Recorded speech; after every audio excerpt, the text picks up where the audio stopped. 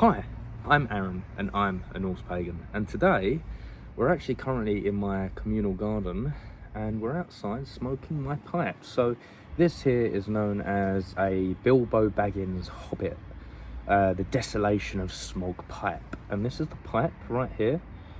It's actually quite impressive actually. They've got a nice kind of like a wood grain pattern aspect there, and today, because it's obviously, as you can see, the trees at the moment, there's no leaves on the trees or anything. It really does suck, and I'm cold, I'm lonely, I'm depressed, and I didn't really know what kind of video I wanted to create, so I decided to dress up like a hobbit and don my pipe and, you know, film this video, which I film most of my videos via a camera on my phone.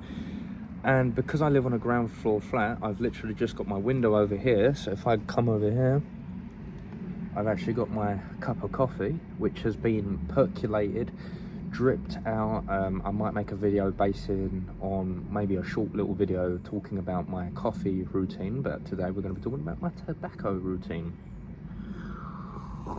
Now, usually I am someone who usually smokes just normal casual tobacco, so this is the tobacco that I usually smoke anyway. But the tobacco that we're having in this pipe is not normal tobacco. The tobacco that we're having today is known as sweet peach, which, yes, is £24.99, so like 25 quid for each tin of tobacco. But, you know, for tobacco, yes, it's expensive, but this is like a ritual that I do like once a month. If you're wondering where I got this pipe from, I actually got this as a gift from my best friend Jamie. He's also a cameraman who got me this as a gift, as a birthday gift, so thank you so much, Jamie, for this. This is brilliant. This is the what the packaging looks like. So if you see this kind of packaging on, you could probably find it on Amazon. You will probably find this there.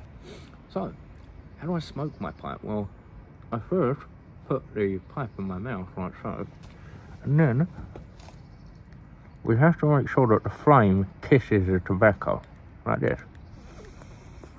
And then breathe in, and then that will breathe the flame in. So watch this.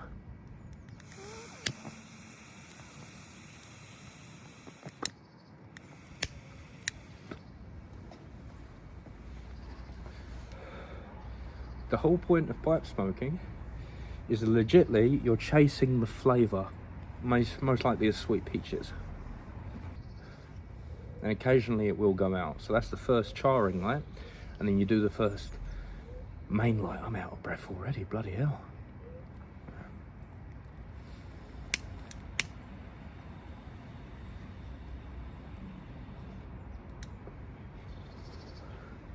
Now, you do get a lot of smoke out of this, but at the same time, you also look a lot like a hobbit, and you do get it. There is a lot of air filtration there, which I really do like. So what would I say that winter has taught me? Winter has taught me to embrace the hobbies of my life, like pipe smoking, photography, writing poetry, so much more.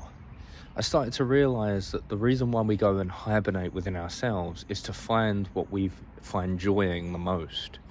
And that, to me, is what winter represents. The death of winter represents finding the hobbies of our hibernation. And in that hibernation, we find what we love the most.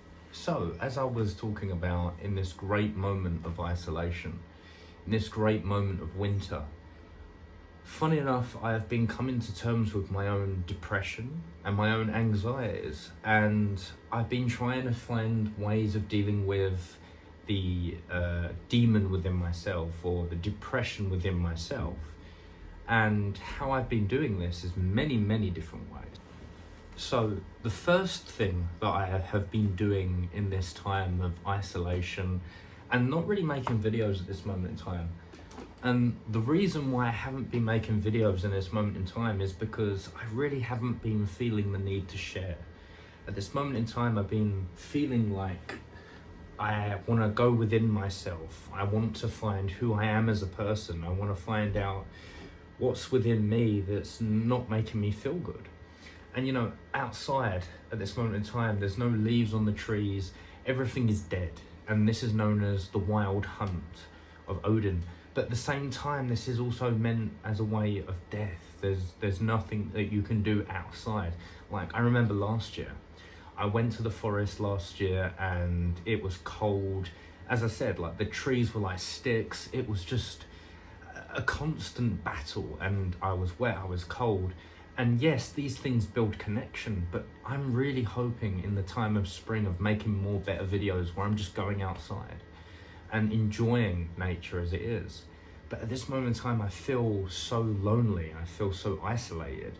But in that time of isolation, in this time of like going within, I'm finding different qualities about myself that I really enjoy. And one of them things is reading books. So currently, at this moment in time, I've been reading one book. Now, I called myself the Hipster of Odin for one reason and one reason only. A hipster who follows Odin. But basically someone who knows their style, knows themselves, someone who's a hipster. And the bestest way I can do is to follow Odin as a hipster, or a hipster version of Odin sounded pretty cool too. And am I that Odin version of hipster? I don't know. It would be kind of cool if I was. But one book that I've been reading recently that I've really enjoyed, and the book is known as Hipster Mattic. So this is the book, One Man's Quest to Become the Ultimate Hipster. Now, I was thinking to myself, seeing how I named my YouTube channel and my Instagram and even myself, the name, the Hipster of Odin, I thought to myself, why not I understand a little bit more perspective on what it is to be a hipster? Not everyone knows what a hipster is. And to me, my personal belief from simply drinking percolated coffee, which I used to have French press coffee, but now I've been drinking percolated coffee, and what that consists of is this bowl bong-like thing with like a filter inside of it. You put the coffee in there and then you pour the coffee in a round way. And they used to say that this was a hipster way of basically having a small ritual in order to have your coffee. And I thought to myself, I wonder if I buy one myself and I experience the same thing. And I will be doing a video talking more about that and the ritual of how to percolate your coffee, and how A, it can make your morning even better, but even B, how you can enjoy a book while you drink your coffee. It's one reason why I stopped going into prep.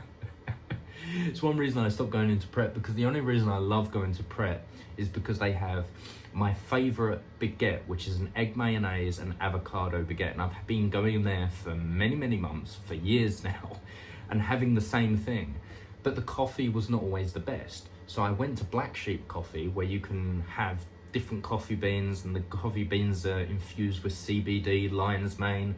You can control the milk, and I thought, wow, not only have they got the aesthetic of hipster, but they've also got the coffee of hipster. So yeah, enjoying my coffee in a retro mug. But this book here, Hipster Mattic, it's a very interesting book. It's about a guy called Matt. His name is Matt Granfield, and he basically is in a relationship, and then that relationship fails. And then the person who he was in a relationship with turned around and said to him, oh, you know what, Matt, I don't think you're the right person anymore. You don't know who you are as a person. And this person who's his girlfriend was a hipster. So she left him, and then he thought to himself, am I a hipster? Or something like this. He basically spoke to a friend of his, and his friend turned around and, you know, Matt was crying in the book, and he didn't really know who he was as a person. You know, when someone leaves you, it's funny because when a woman leaves you, you end up being more sad than anything else. So he's trying to figure out who he is as a person. And then he found out by talking to his friend turned around and says, you're a really big fucking hipster, you know that? And he says, no, I'm not a hipster. And that's the first moment when you know that you're a hipster.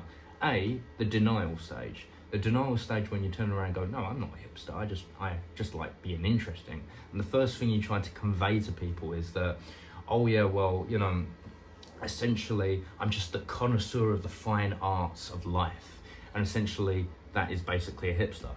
So in the end, he ends up going from doing that, and then all of a sudden goes into a coffee shop with a moleskin notepad and then starts writing poetry. And in writing poetry, found out more about life and how it's one way of imbuing the features of your life or the feelings that you're holding on to and writing them out on paper. It's a form of journaling, but it's also not a form of journaling. It's a way of expressing that emotion. And I really love that. And then next part was he was learning how to sew, and he goes to an official sewing place.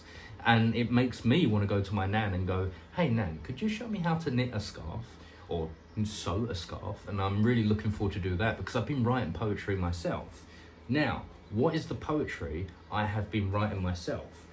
Well, I didn't have a moleskin notepad, but what I did have was this leather-bound journal with parchment paper in it, and you might have seen this in some of my videos, maybe even my Instagram, but this is basically a leather-bound journal with parchment paper in it, and it's something that I've been getting into. So I used to just be writing a normal journal where I'll just write down my thoughts and feelings, but it was just like putting my thoughts on paper, and I really love that aspect. But so far I've been getting into journaling, and so far I have actually written about 10 poems. So I am actually going to be reading you in this video one of my poems that I actually written myself. I've also put it on my Instagram, so if you're interested into reading, go and check it out there, but I'll be reading it right now. This poem is called My Mental Health Dreaded Daydream, and it goes like this. Psychosis seems to be my diagnosis, for the progressive to notice the ever-increasing stream of my mental health dreaded daydream, which is a never-ending mythological distortion of an astrological proportion of the technological acid projection of the misunderstood Scientology-taught lesson of my inherited human imperfection. To battle my impeding thoughts of my destructive, uneasy thoughts, which end up being my mythological savior to deal with my wary and uncaring behavior of misreading the masses of those who do not notice my silence, from distant shores with a different cause, seeing things from a different perspective to seem progressive on someone's checkmate on their chessboard, is to be trapped in my own head, imprisoned by my own thoughts, is a reminder of memories of the rejection past, unroot the medieval roots of the negative thoughts which conclude in this moment of doom. Words unsaid to protect the people from unwanted thoughts in my head is the silence of working through feelings I want dead. As I sit here with my thoughts, on a moment of anxiety thoughts, try not to notice the anguish of my thoughts of people who do my days of peace, on a day that weeps the past that keeps the secrets deep. Thoughts pierce deep into my heart, skin deep. I'm reminded of the past which is so sweet that it reminds me not to weep. People who meant so much to me now ignore me like I'm nothing. To them, that's deep. To be noticed by another after words are unsaid, to speak my mind and to be heard and understood is a gift of a luxury in the mind that is designed to be trapped in one's own head. To talk is to walk the path of the strong up ahead, not too loud or bold, or to be open to the advice which is said. To remind myself I am not alone is a code which dictates my mode in a world where I always feel alone. Now, that's just one of the poems that I've wrote. Now, there is a few other poems that I've written a few times, which I really like the idea of. I have one here talking about money. So this is one of a very, very small poem. Money is funny. It's like a comedic joke gone phony. It's an oyster towards opportunities. Without it, no one will notice. When you bid for Ray-Ban's plastic frames, well known on eBay, competing for a place for a piece of plastic, for fuck's sakes, makes you bankrupt for the sake of a style that outdates the need to impress the masses of lasses on the act of impactive embraces of the eyes that lies that wait your pocket. By last minute of panic, the time closes near. 4 minutes in and lost by £1 down the whirlwind of play. I laugh to Loki's joke of an auction of plastic poker jokes. What a time of life, of a gambler's right, of an addiction of personas, which follows the conviction to be different, individualistic, is these days that seem a bit capitalistic. The next poem is about coffee and my love for coffee, and especially percolated coffee. My coffee compulsion is like an addict's pre-notion that of my need for caffeine on days that are bleak. A time of want to feel like home may design, in a time to be awake, not to fake reality in which I seek. Coffee is my life, which seems like a lie, in times that pry the tired eyes which cry, that times that deny the coffee machine's brewing techniques. It's a lifestyle choice that focuses my thoughts on getting up and wash and clean and neat in times that seem too varied to keep. To get me going when I feel like shit. No food, no water can hear my weep. For coffee is like a woman's sweet advice on a sip like kisses that quenches my nervous system's life and reminds me to live life until every sip quenches my deep relief, leaves me in a state of no more disbelief. I love writing poetry because it's one way that I can convey a message and feel something. Now, the very, very first poem I ever put on my Instagram was something known as The Death of Winter's Cry, Spring Poem. I long for a green forest free from the foggy loom of the morning gloom, of the cold mornings filled with the scarecrow trees that breathe a terrifying scream, of the dead of winter dark and alone, wishing for the warm hand of spring's touch to my ever-tethered soul, to the fresh melancholic breeze of a spring tree's growing leaves and a sun that warms my soul. The air is sweet, sweeter than me. The dance of a dog wanders in my eye like a sweet cherry pie, reminding me that to not die because the spring's fresh cry, for there is time to hibernate and appreciate the appetite, waiting for the fruits of spring's sounding sprung cry. And this is what I love about poetry. Poetry, it can rhyme, but it can express that level of like feeling and emotion, and you can convey how you're feeling and convey it in a message that rhymes. And I love that. I truly, truly love that. And I'm gonna keep writing poetry because what I've learned about poetry is that it's one of the bestest ways to really express how you feel. And I've got a cold right now, and that's the bit that sucks. I'm so sorry about the lighting in this room. The lighting is not the best. I'm only using natural lighting, and trying to turn the light on right now is a horrible way of ever saving money. Another book that I have been trying to get into, and it's one way of, it was my first little introduction on hipster books as such. It's more of a guideline. It's not something I 100% follow or anything like that, but this is known as the Hipster Handbook. And it tells you everything you need to know, and the 11 guides, I think it's the 11 clues that you are a hipster.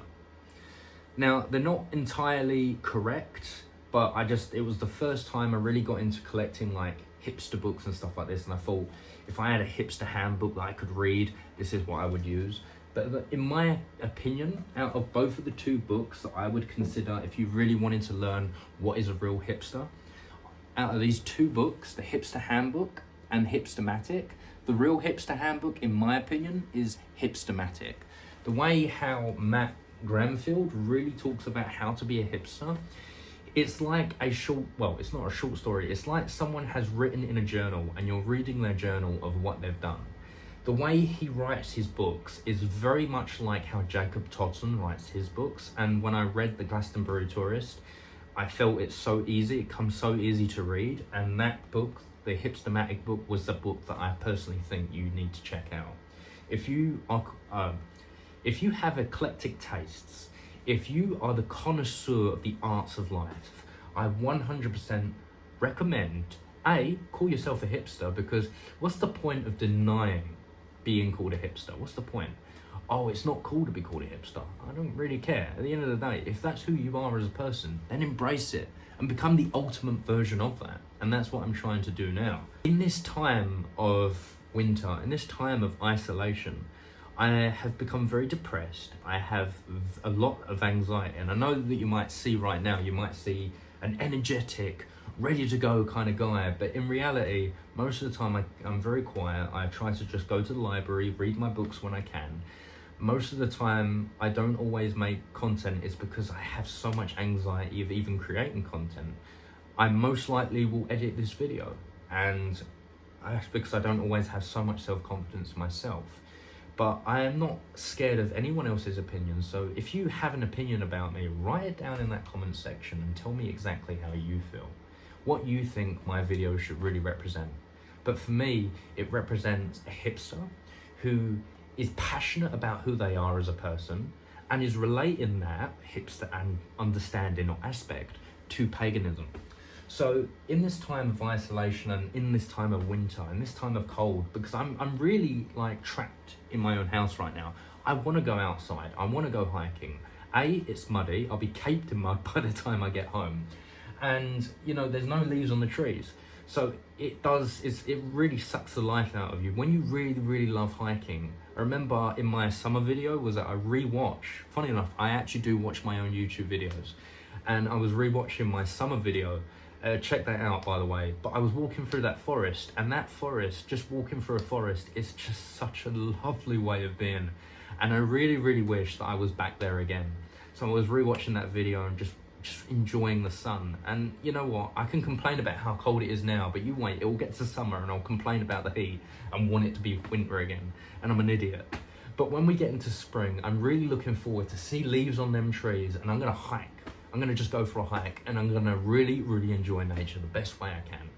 So if you've enjoyed this video, if you've enjoyed my poetry, if you've enjoyed my ramblings, if you've enjoyed me pipe smoking like this, if you've enjoyed listening to me rambling about hipster books and rambling about hipster subjects, if you've enjoyed this video, give it a thumbs up. Please subscribe. If you subscribe to my videos, it's completely free. It won't cost you anything. And I really appreciate anyone who just sits down, listens to any of my videos, because I noticed that I haven't been making content for a while. And any of you who listen to my ramblings, who watch my videos, I just want to say thank you so much for just giving your time to me. I know the lighting is not the best. I know that I can bore people, but just people watching my videos, that's enough. If you like this video, please like it. And please leave your comments down in the comment section. I really like reading comments. I like being part of a community, and it just helps me feel more connected in this very disconnected world that we live in. Now, if you don't see me post too much content, don't get offended. It's not that I don't want to create content, but I'm just not feeling that spirit whale of energy at that moment in time. So, you know, when I create content, it's mostly how I'm feeling in the moment, and right now I am feeling quite excited out of the many hobbies that I am looking forward to do during these coming months, leading into spring kind of thing. I've also been talking to the goddess Bridget, so to some level degree that's given me my energy back, and I'm very happy about that. But until the next time we meet, maybe over a coffee or maybe over a pipe smoke, until the whole, scut.